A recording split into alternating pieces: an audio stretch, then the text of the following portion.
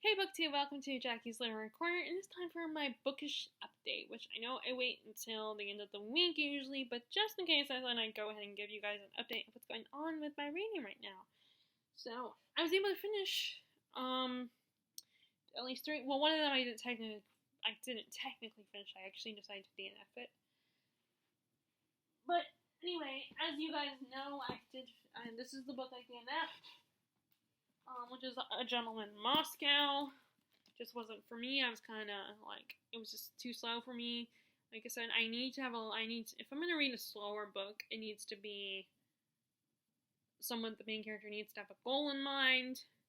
There has to be an end goal to the story. I mean, there probably is, to be fair, but I have to know. I have to see the light at the end of the tunnel at some point. Granted, I didn't go far enough into it, so maybe I would have seen it.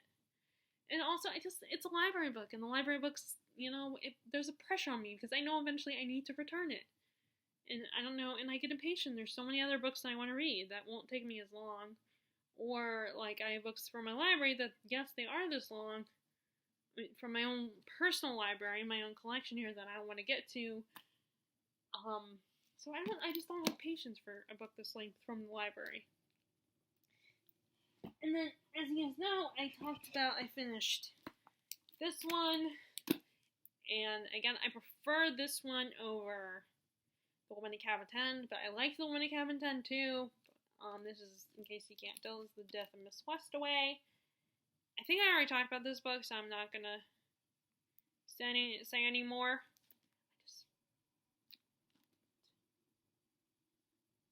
And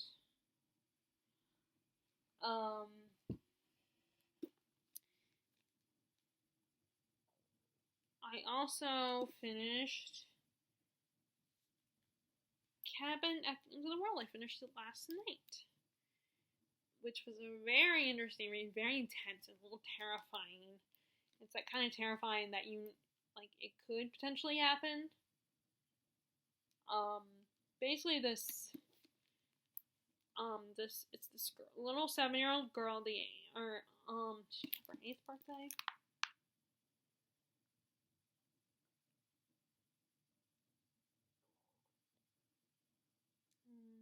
It doesn't say. I can't remember if she was having her 8th birthday, but this young girl, Wynn, I think she's 7 years old, and it's her and her 2 dads vacationing in a cabin in the woods.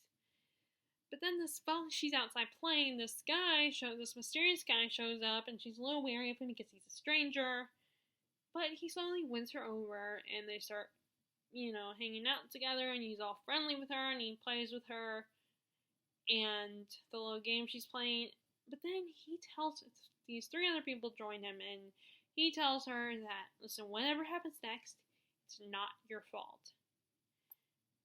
And Wen ends up fleeing to warn her dads, and these people start banging on their cabin door and be like, you have to let us in, because we need you to do something, and we need you to do some, and it's a life or death kind of thing, and eventually they break in and end up holding this family hostage, and tell them that they have to sacrifice willingly one of their own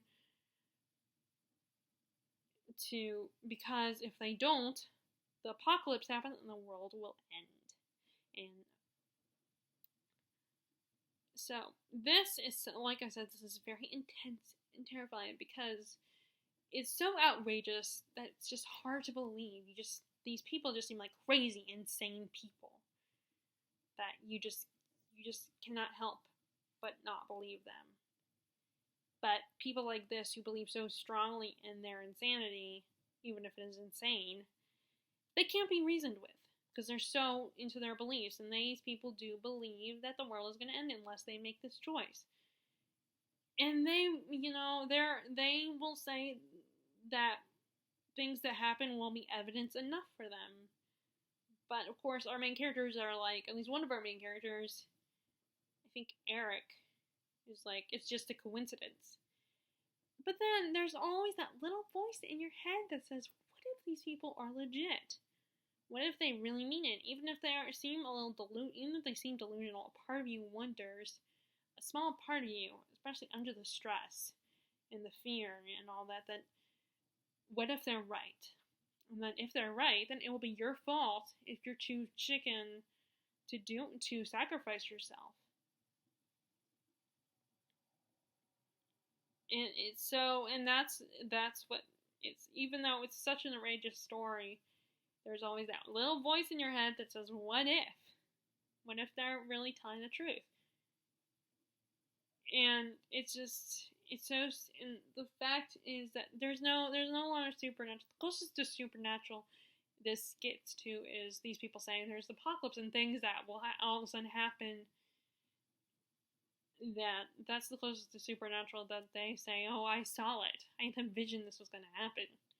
Like, that's the closest we get to, like, supernatural or science fiction-y in this story. But other than that, it's just these people are being held in this cabin, and we get a little bit of backstory on them, that how it kind of relates to the present situation. So it is a little slow movie at times. It's very character driven, I feel like. But I think it's really good and really terrifying. And it's just such an interesting story. And I feel like the characters, at least our three people, are hostages. Well, actually, no, the people that are holding them hostage, despite the fact that they seem like just religious zealots, they are also relatable because you get their stories and why they're doing this and why they feel like they have to do this. Because they're just normal people that were chosen for this, and they're led to believe they don't have a choice. And I say that because I don't know. That's the thing. The book doesn't really give you, yes, they were delusional, which I appreciated, because my issue with these kinds of books is that I like them, but then I'm always nervous I'm going to be told that, oh, they really are crazy, and there's no definitive answer by the end of this book. That's all I'm going to say about the end of it. There's no definitive answer if these people this is really happening or not. I mean, there's pretty solid evidence that it's probably happening. What they're saying is true. But then there's that little bit of doubt because it's so crazy. I mean, how could this be legit? Especially in a world that's, information is instantaneous, and we have science and logic to explain everything that we can't explain. And I feel like in our modern world, it's hard for people to have faith because there's so many things that prove, that scientific evidence that proves, oh no, this could never happen. Like when I was listening to someone saying, oh, that doesn't believe in the idea of dying and then coming back, because they're like, when your brain dead, science tells us you're dead. Your brain is dead. It's not possible for you to have an out-of-body experience.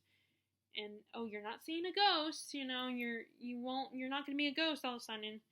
Now I'm not obviously spiritual, but I do believe in God, and I believe that there are things we can't understand that we can't logically explain, even if there's science and logic, that can argue that this can't happen. But I can understand why, but at the same time, yeah, I agree, it can be kind of hard to believe. And it's all about, what would you do in this situation? How would you handle it? I mean, these people are holding them hostage. So it's like, even though, whether it really is true what they're telling these people, your instinctive reaction is to be like, you're nuts, you're crazy, and I'm going to try whenever I can to protect my family and escape from you. I'm not going to be I think it would be a lot to ask a human to sacrifice themselves. I mean, I know there's stories in the Bible where, like, I believe the story of Abraham, God asked him to sacrifice his son, and I don't remember if in the story he did or not. I don't read the Bible, but I'm familiar with the Bible stories. So I don't know if he really did or not. If any of you is familiar, I believe I did ask a similar question about the Bible once, and someone did answer me. So if I'm remembering correctly, if that person does, maybe you can give me the answer and tell me, did Abraham actually sacrifice his son, or did he not? I'm curious, because but anyway, Although my grandma's gonna give me a Bible because she is very much a person. She is a person who reads the Bible and believes in God. And like I said, I do too, but I don't. I just don't, read the Bible. But she's gonna give me one because I've told her in the past I don't read it because it's hard for it's a hard read. It's a challenging read. It's because the way it's written. It was written a long time ago. But anyway, so I definitely recommend this book. Although I shouldn't say that because, like I said, I don't like when people recommend books to be like, actually tell me you should read this book. Like, it's different when I'm watching a video on BookTube and someone's recommending a book to everybody that watches their channel, and that's one thing. I'll go by that. But if someone is directly talking to me and telling me, oh, you should check out this book, then I don't like it. Or this TV show, then yeah, I don't like it because it gives me pressure, and that makes me more inclined not to check it out. Which I know is weird, but anyway. So, like I said, I really shouldn't, because I feel like it would make me a hypocrite. But anyway, I think it's a good book, and I think it's worth checking out if you're interested. Although it does have harm to a child. So if you're a mom, or if you have a child in your life and you cannot read books about that kind of like harm to a child, then I don't know if you want to read this. I mean, although I have 2 nephews, so I have children in my life, but I'm not a parent. So it did help that it wasn't a little boy.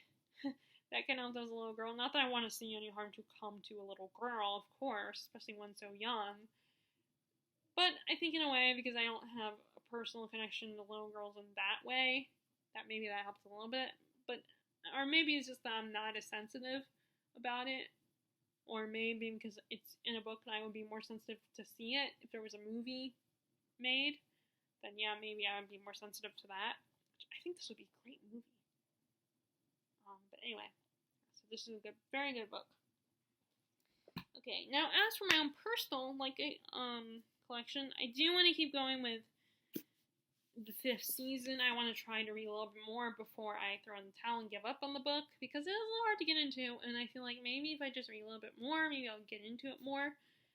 I think what I'm going to do is take a break for now, watch a BookTube, upload these videos, because I don't like, I always play other people's videos over my own, because it plays when I'm uploading it, although I can stop it, so I don't have to. But I will do that first, and then maybe I'll read a little bit out of the 5th season and slowly try to get more into it, hoping that maybe eventually it will click and I'll like it better. But so far it's a little hard, it's a little rough. Because, I mean, the author kind of throws you into this world. There is the second person narrative in the beginning. I mean, and so it's just a bit weird and hard to get into. But I'm going to keep trying it. I want to progress further on it before I dismiss it for good. But anyway, I finally started rereading The Night Circus. I have been meaning to reread this for a while because I got into this. I read this book years ago before BookTube, and it was such a nice surprise to find out that there are other people who read this book and absolutely love it. And the author, of course, Erin Morgenstern, wrote The Starless Sea. She just published it, which I have it. And so I decided, before I read that one, let me go ahead and reread this one, because I've been meaning to read it. And I just fell in love with her writing style all over again. I love her writing, which makes me wonder if I would like Strange the Dreamer. I'll have to look. I don't know if people that love this, if they say they would love Strange the Dreamer too. I'll have to look it up and see if people would. And I don't want to get it from the library. I just want to buy it. I would just want to buy it. So I'll probably look at, if I ever get in the mood to buy it, I'll buy it. But, I just love her writing, and she just immerses you in this world. I think this would be considered magical realism. So in case you've been living under a rock, it's basically these 2 magicians. They have this competition. They compete with each other all the time. But instead of competing with each other as themselves, they essentially take on students, and the students compete with each other to the point of like death. One of them will die. And so they have their two latest students, this young boy that was plucked off the streets, an orphan, and then one of them has an actual biological daughter that he chooses. And the venue they pick for this competition is actually this magical circus known as the Night Circus. Well, actually, it's not called the Night Circus, but let me see if I can find what the circus is actually called.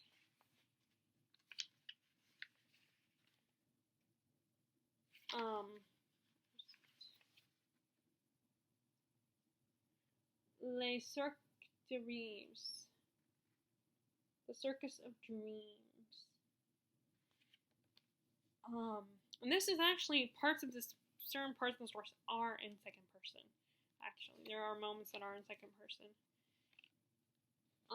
And I'm actually at the part where slowly the circus is being created. He's the guy who's created it, what's his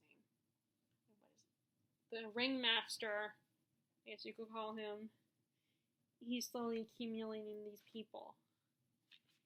And this is a circus that only opens at night and then closes at dawn. And it has a black and white theme to it. And it's so, it's just easy to get lost in the story. I mean, I know there are some people who have problems with it, like the romance. There's romance. It does feel very insta-lovey from what I remember.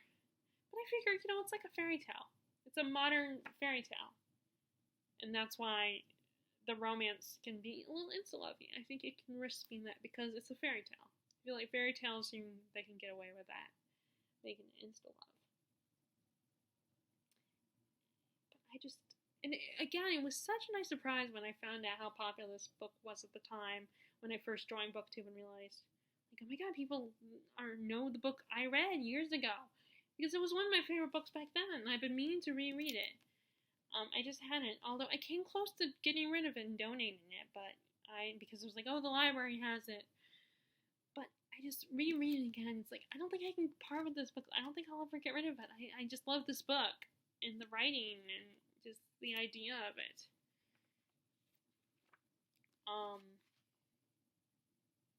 And it's just getting back into it again. I'm slowly starting to remember things. I really love the contortionist. I don't know how to say her name. I'm not good with pronouncing Japanese pronunciations. My dad would probably know it. I should ask him. It's also historical fiction. This is one of those books that is a historical fantasy, which is I just did the genre tag created by Harriet Rosie, and one of the questions is a genre blend that you like, and I said historical fantasy, and that's kind of what this is.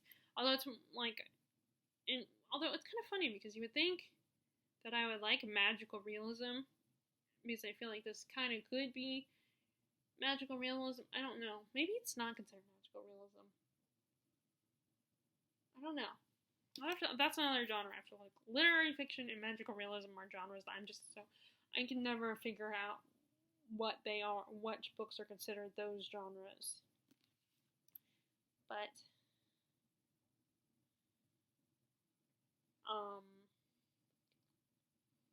and also I love Victorian England. I love reading about Victorian England. I love I love the clothes, and it would be nice to actually look really skinny without having to go do something crazy like a diet or something. Although I hear that the real life corsets back in the day could cause you hurt your ribs, so maybe not. Maybe I wouldn't want to wear those, but I do love the dresses back in the day, and I wouldn't mind to do a cosplay where I'm wearing these kinds of dresses. I would really like that. It would be fun. But anyway, I would love to do that, but I'm always worried, when I bring it, if I bring it, because Mom helps me get my cosplays together, and I'm worried that she would bring it, oh, I need to see a picture. How would you do that? Um, or would anyone recognize it? Which might be the case. But anyway, so yes, I love the Night Circus, and it's just fun to get back into this world. And so I'm finally progressing in this book, and look, I'm a little past halfway point. Yay! And I was just thinking as I was reading this, I feel like the difference between this and attempting to read Lord of the Rings is, and I've talked about this before, but I feel like because I've seen the movies, I've watched them so many times now. In fact, after I listened to the audiobook, I did a whole viewing of all 6 movies, meaning The Hobbit, because I actually like the Hobbit movies. I know a lot of people don't.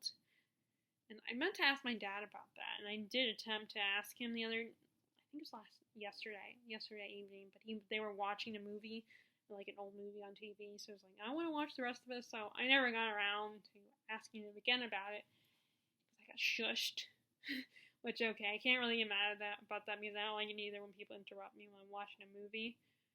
It's just a little more unfair. It just kind of sucks when you're the one that's getting shushed, when you're the one that's being told to shut up. But, is that because I've seen the movies, I know the story, the basic story. So it's like, I don't have the patience for reading the books, because it's like, oh, I know the story. Like, so, I mean, it's basically elaborating on what I've already said before, which is that I know the story, so what's the point of reading the books? Which I know a lot of people might be like, how dare you? But I listen to the audiobooks, okay? So I've actually listened to his words. Okay, but with this one, there will be an adaptation down the pipeline, but it hasn't come out yet. It's just been they're casting and working on it. I don't know if it's going to be out this year or if it's going to be out next year, but I think it helps that there's no adaptation yet. So it makes me more appreciative and enjoy the story, because I don't have anything to picture. I don't have the idea of, oh, I can just watch the movie now. I don't need to take the time to read the book, which this comes from a person who loves reading. I love TV and movies just as much as reading, so, it's just, I'm more into the idea, like, if I've already seen a non-screen adaptation, then it's just harder for me to get into the books. That's what sadly happened with Song of Ice and Fire series. But now that the show is done, I want to read the books. And then I'm worried that that's what's basically happening with The Magicians, where I'm like, oh, there's no point in reading the trilogy because I've seen the show. But I know with TV shows and books, there are differences. In fact, there are even more differences, I think. Well, maybe not. Maybe there's more differences with movie adaptations. But anyway, yes, I do want to read The Magician's Trilogy. I know a lot of people have complaints about it, but I personally still want to read it. Like, Sam from Thoughts on Domes loves it, and she's one of my favorite booktubers. But, yeah, I'm making sure I don't make the same mistake with this one or the Witcher series. I want to get into it before I get to the point of, oh, I'll just watch the TV show. It's so much easier to put on the TV show or watch the movie than it is to take the time to read a book, because it still takes so long. I'm not that fast of a reader. It still takes me a long time to read a book. But anyway, so I am currently, all the characters have been separated again, are still separated, and Matt and Rand and Tom I don't know how to say his name, because it's one that's spelled with it's THOM, not TOM, so I don't know if but they were traveling on a boat. I'm on a boat. and like, they end up they finally get to Whitebridge, the city of Whitebridge, but unfortunately, people have already been asking about them. And on top of that, the guy Gleb is like, oh, they're dark friends. It's like, oh, they're with Trollocs, or they're Trollocs. I guess people are just all paranoid and stuff, so it's like, people assume that if you're any connection with them, even if they're chasing you, they're like, you're with them. It's like, no, they're not. They're being chased by them. If you actually pay attention, they are not with them. But I guess in a world like this, you gotta be careful. You never know with people. You can't trust anyone. And then we also, like, Ran, he wants to go back, but he's being told by the captain of the boat that they're on that he's like, once you get this taste of adventure, you're not going to want to go back. And at the moment, he's thinking, no, I'm going to want to go back. I miss my old life. And I think you can miss your life and miss your loved ones. Like, that's the downside about going on an adventure in these kinds of stories. But at the same time, once you have a taste of it, it's like you get restless. Like, you want to explore the world, see, even if it's a scary place, there's so much to see. Like, if it was that easy for me to travel, I would be very tempted to travel a lot and explore the world. The only problem is that I read a lot, so I have a lot of books. So it's like, I don't want to give up my books. And I feel like if you're trying to travel, then you can't have as many books because it'd be hard to lug them all around. So I'll just travel in my books, even if it's make-believe worlds.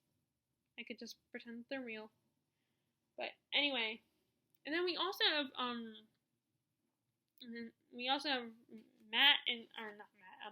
Perrin and Edwin they have met up with this guy that has a connection to wolves, and he senses that Perrin also has a connection to wolves. But Perrin does not want that kind of power. Because I guess they have that mentality of power is bad. I don't want power. I can't handle power. But I feel like power is neither good nor bad. It just depends on the person. And yes, it can control you and consume you, but it doesn't mean it's bad. It just means that too much power, power does corrupt. But it also has to do with the person. And yes, having a lot of power, it makes you feel invincible and strong, but it doesn't mean it's evil. It just makes you feel strong, and you can tell people what to do because you could use the power on them to control them or to hurt them. But it doesn't mean it's evil. And I think that's what the problem is, that people are afraid of the Aes Sedai and what Moiraine is because, she's powerful, so we don't know her. She could be dangerous. And I guess some of the Aes Sedai have sided with the dark one. But it's unfair to pass judgment on Moiraine to me.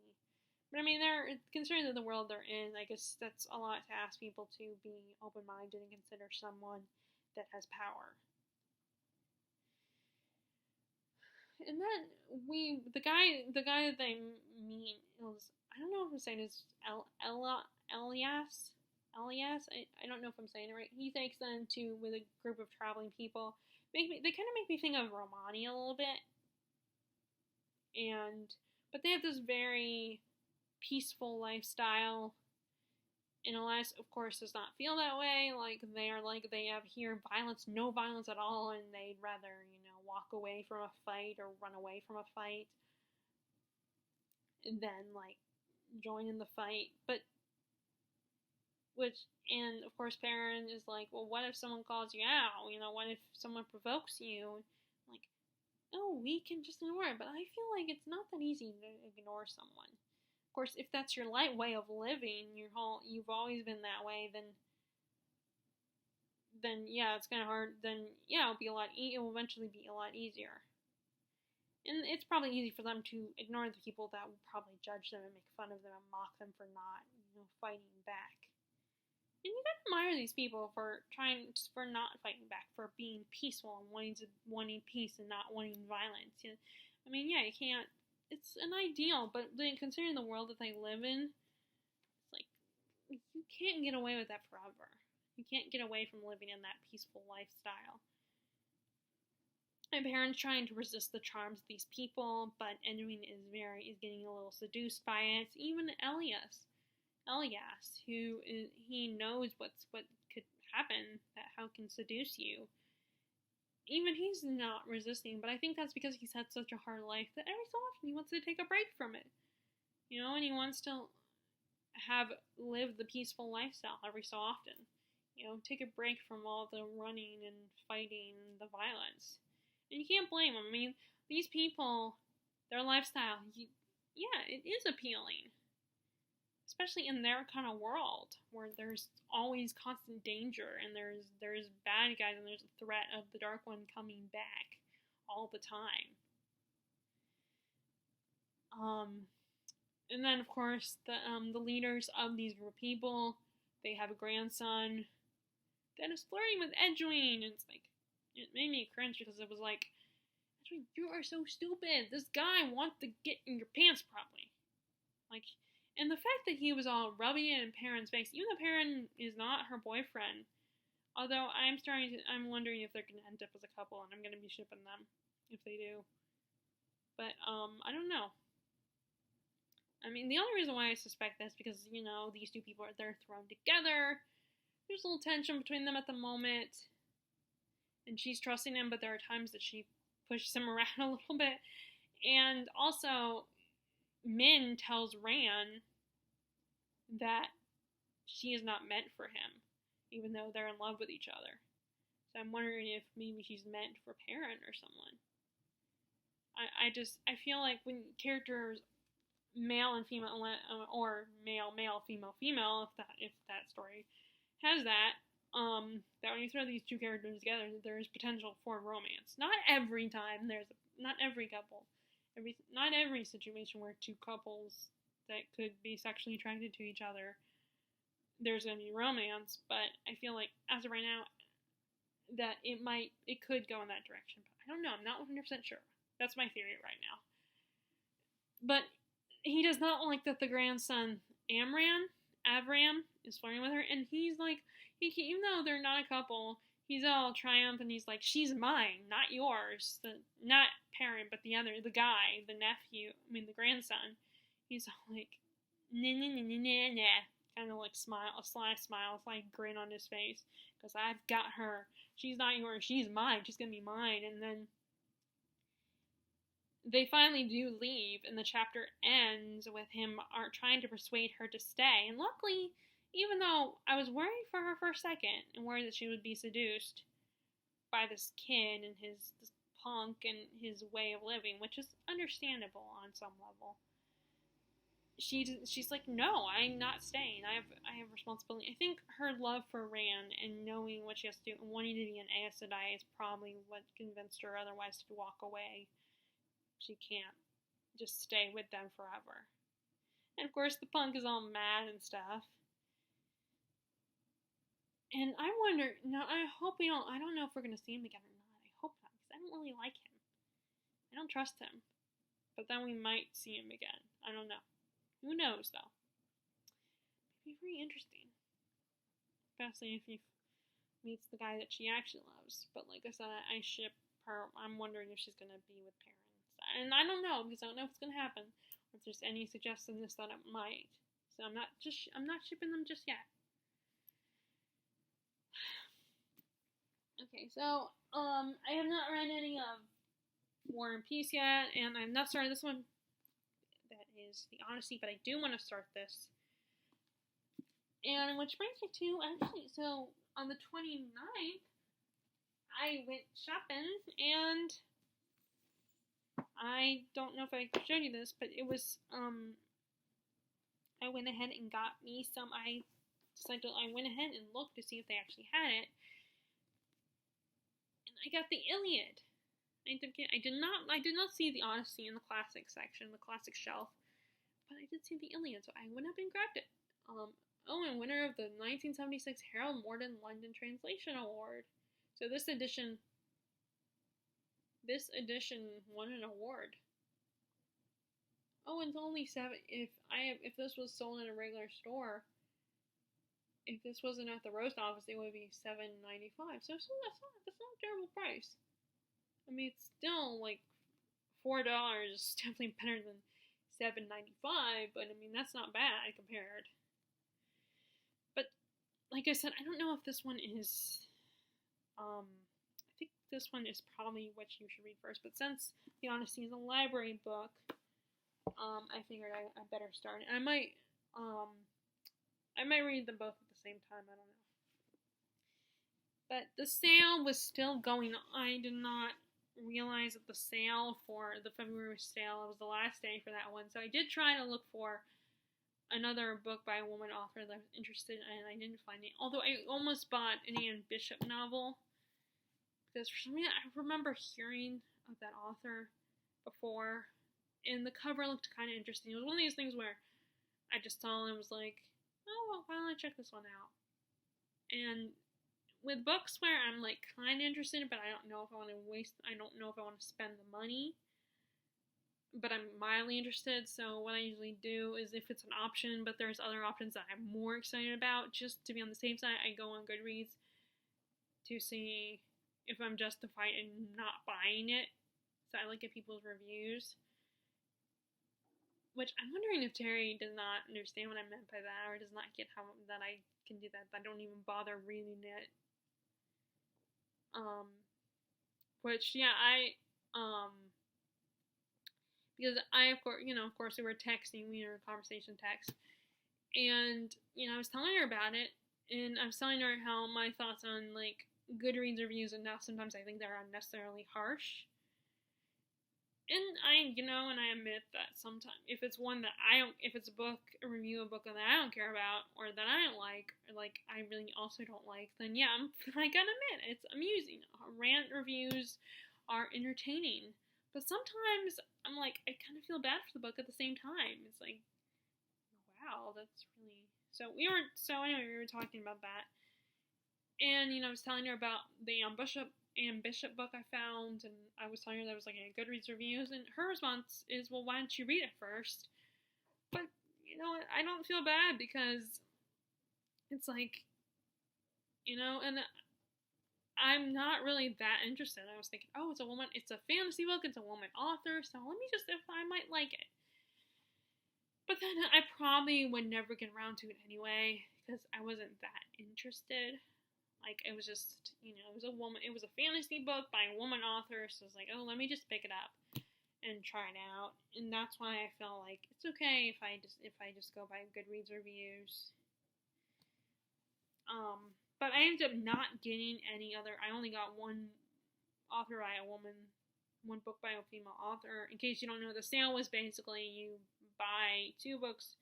You buy one book by a woman author, then you get another one for free. So you can pick up two books, pay for one of them, and then the other one you get free. But I didn't find any other one that I was interested in.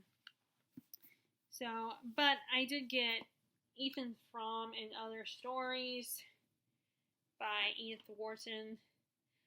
And Ethan Frome is a story that I read in high school, and at the time I didn't like it, but now reading it, after I read it, a library edition of it, I'm definitely going to give it another. I kind of liked it. It's a depressing story, but I still kind of liked it, and I liked Edith Wharton's writing style. It's very beautiful. And this one has Ethan Frome is the first one, but it also has The Eyes, Afterward, Curfew, and The Triumph of the Night. And I don't think those were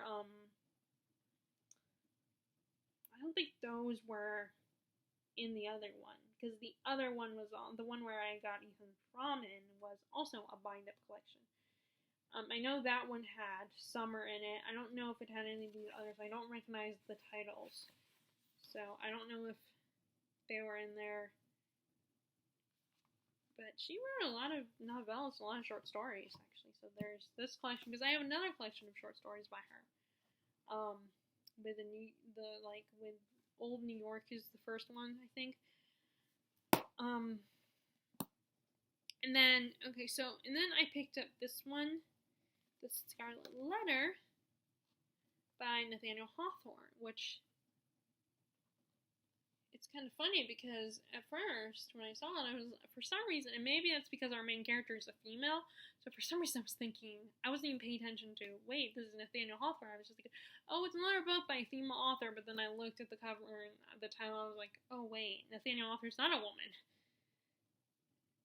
So, but the main character is a woman. So I didn't get the discount because it's not by a female author.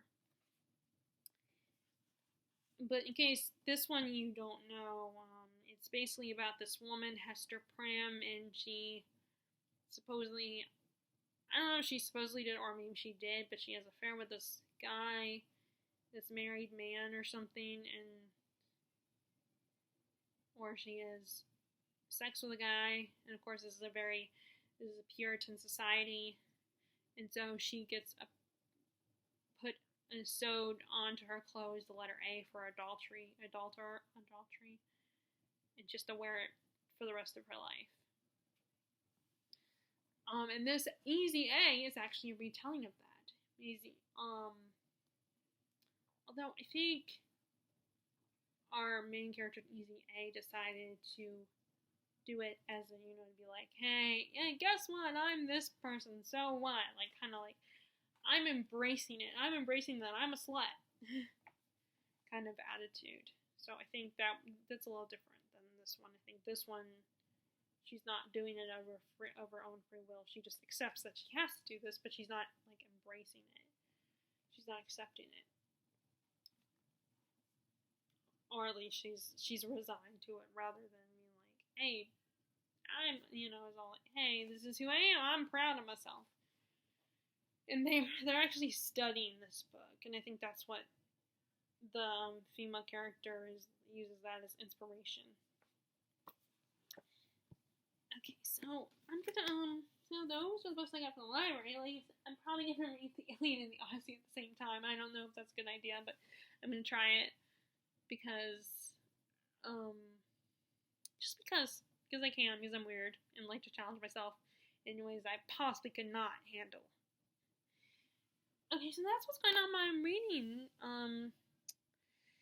Right now, I'm very excited that I've read 3 of my library books, and now I can officially focus on the Odyssey.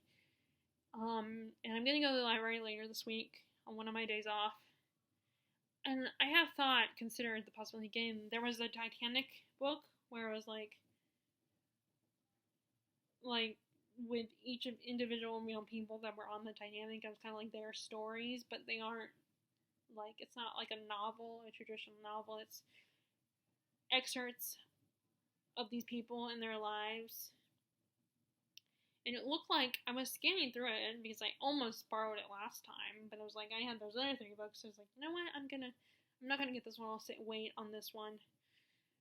But I think some of them are kind of written like poems, so I think it would probably be an easy read, and it was in the young adult section of the library, so that should help. I think I might get that one if it's still there. Someone might have already checked it. Someone might have coincidentally at the time checked out, but it's probably not. But there's always that chance. So if you guys like this video, be sure to give it a thumbs up. Click subscribe if you haven't already. Click the bell notification below when you want to know when I upload new videos. And feel free to share in the comments below what you're currently reading. I would love to know. And I will talk to you all later. Alright, bye!